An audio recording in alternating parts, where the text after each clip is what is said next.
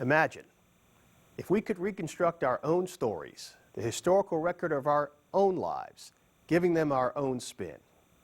Frequently, we do just that as we tell and retell the stories of our family heritage.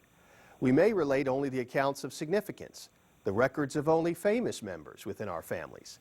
The books from Joshua to Kings are something like this.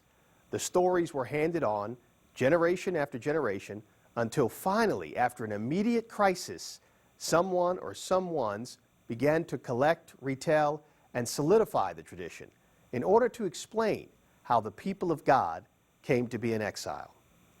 Kathleen Farmer begins with this premise and leads us through the biblical narrative in which there is frank theological sensitivity to the failure of God's people to be faithful to their God.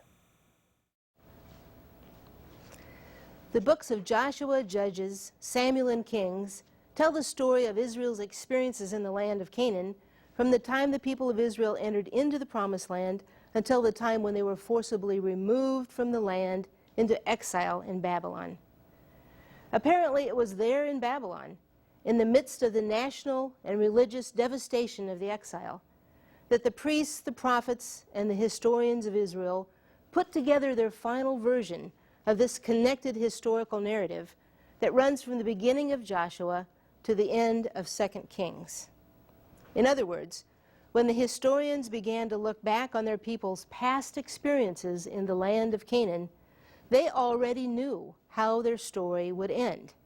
They already knew that the enterprise that began with such high hopes for success under the leadership of Joshua had come to a tragic end. The Babylonians had destroyed the city of Jerusalem, burned the temple of the Lord to the ground, and forced the political and religious leaders of Judah into exile in Babylon. So as Israel's historians gathered together the memories and records available to them, they knew that their version of Israel's history would need to answer an essential question for future generations. How did God's chosen people come to lose the land God promised them? The historians never blamed God for the loss of the land. They were sure that God had kept God's promises. In hindsight, it was clear to them that the promised land was lost because they and their ancestors had failed to keep the covenant that they had made with God. And so, looking back from the perspective of the exile, they produced an extended historical narrative based on the premise that the land was lost because we and our ancestors repeatedly sinned. And this narrative, which scholars often call the Deuteromistic history, reads more like a confession of sin than a celebration of Israel's past. From the perspective of the exile, the movement of Israel's faith looked like a steep downhill slide, with its high point resting on Joshua's leadership.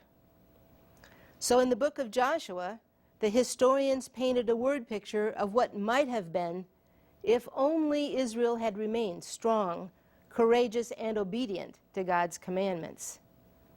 They apparently believed, along with the writer of Hebrews 11, verse 30, that by faith the walls of Jericho fell. But they knew from the records and memories handed down to them that their ancestors had great difficulty in keeping their covenant promises. The historians tell us that the people who entered the Promised Land in Joshua's time were frequently warned of the absolute need for them to give their entire loyalty to God, the ultimate owner of the land. They tell us that Joshua repeatedly warned all Israel that if they were to have rest in the land, they would have to be very careful to love the Lord their God and keep all of the provisions of the covenant. In Joshua 23:16, they quote Joshua as saying, "If you transgress the covenant of the Lord your God and go and serve other gods, you shall perish quickly from the good land that he has given to you." So the book of Joshua ends on a high note, with all the tribes of Israel renewing their covenant with the Lord, promising faithfully to serve and obey the Lord and only the Lord. But as they evaluated the records available to them, Israel's historians apparently concluded that it didn't take the people very long to begin their downhill slide into idolatry. Less than a chapter and a half into the book of Judges, they tell us that the generation that grew up after the death of Joshua did not know the Lord or the work that the Lord had done for Israel. From then on, we see the entire period of history, from the death of Joshua to the beginning of David's reign, as an endless cycle, moving from sin to punishment and back again, with only brief periods of relief provided by the activities of the judges.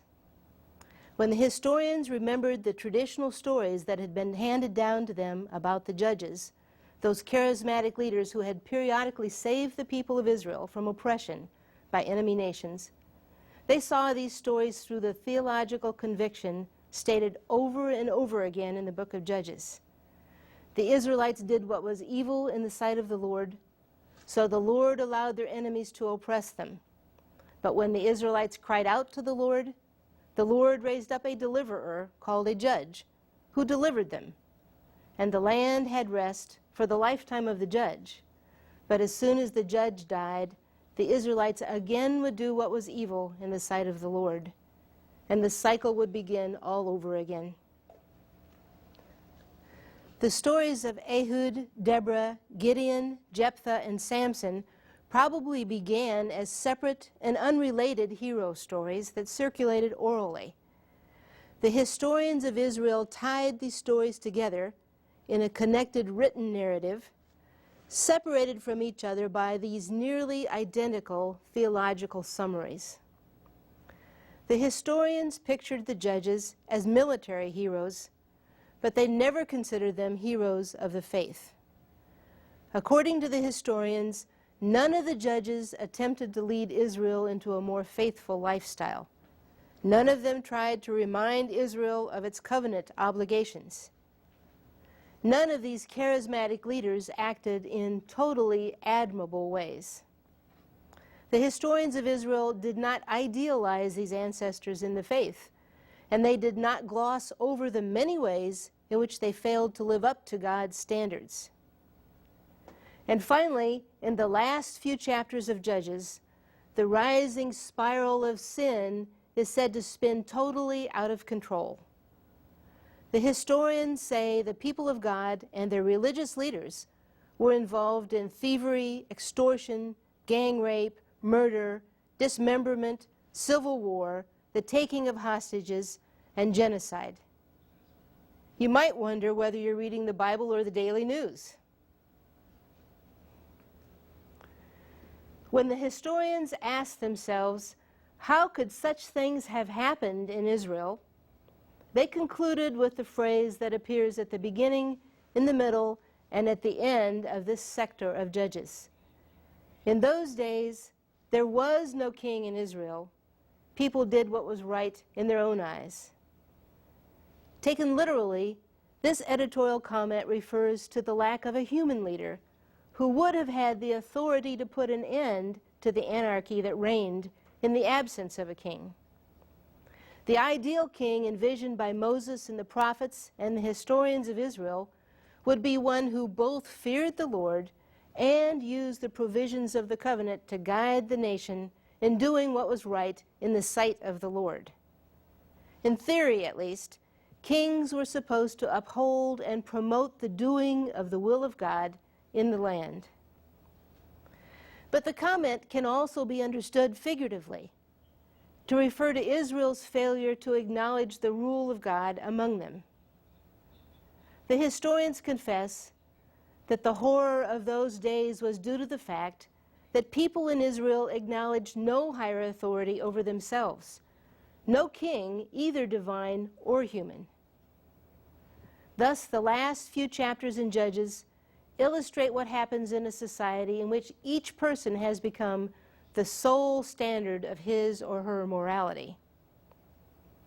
The stories included in Judges 19 to 21 stand as horrific examples of the evil that can reign supreme when God does not reign supreme.